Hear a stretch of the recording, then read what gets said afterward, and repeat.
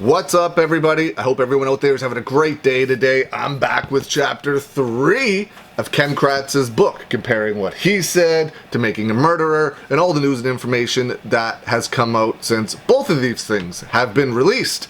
Now, I got a question yesterday or the day before asking me how I could take anything Ken Kratz says as credible. I assume that this person didn't watch the video, and that's totally fine, but I just want to state that I don't think much of what Ken Kratz says is credible. That's why I'm comparing his book to the documentary and the information that has come out since. Now, chapter 3 is called The Victim.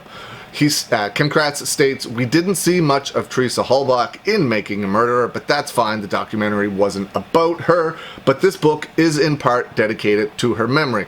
Now, he has talked about how the Making a Murderer documentary, the film crew, have profited off Teresa Halbach's death. Now, he essentially is doing the same thing here, just telling the other side of it. So I wonder, now I honestly don't know the answer to this, I wonder if he has donated any of the proceeds from this book to Teresa Halbach's family. He states that Making a Murderer left out that several rivets from a pair of jeans were found in a fire pit behind Stephen Avery's garage.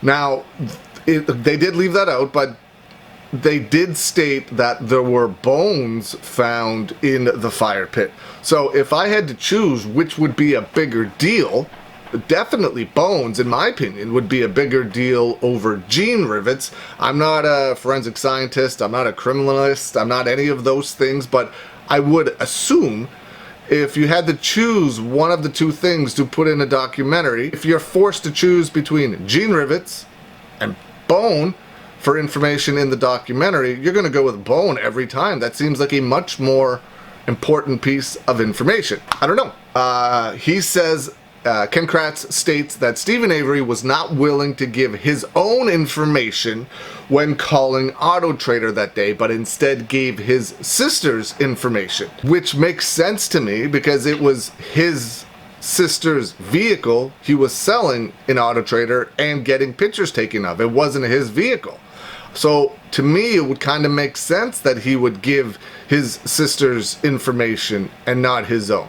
Ken Kratz states that Making a Murderer left out that Stephen Avery used star 67 when calling Teresa Halbach twice on the day she was last seen. He states the TV audience didn't see this, but the jury did hear it.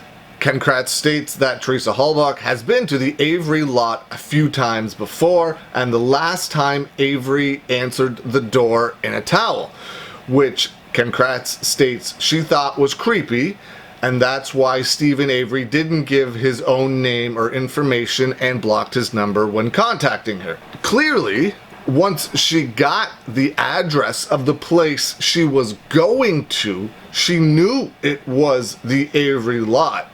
So if she was that uncomfortable with going there, she could have said no. She could have told Auto Trader, I don't feel comfortable going there. I don't feel safe going there. Or she could have just not gone.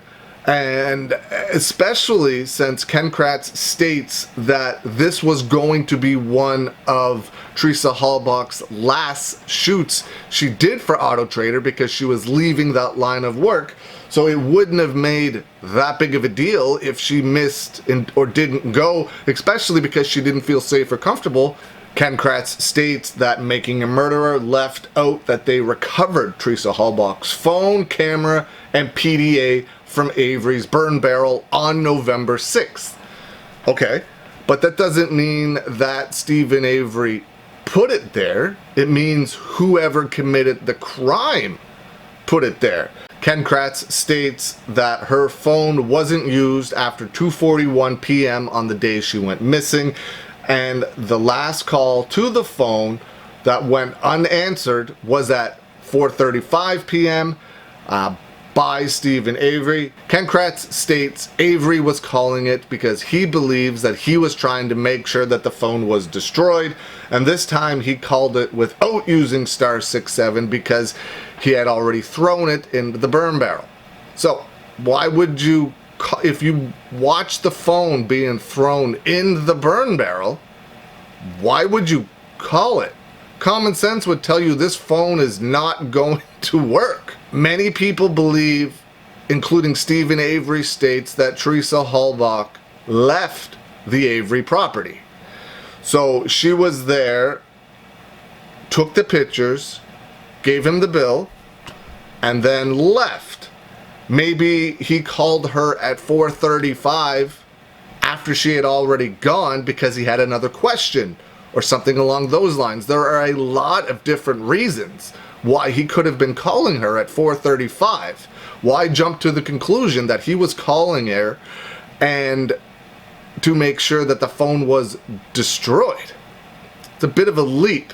I can definitely see why he's driving that narrative. It definitely fits the Ken Kratz narrative, but there are many other reasons of why he could have called at 4:35.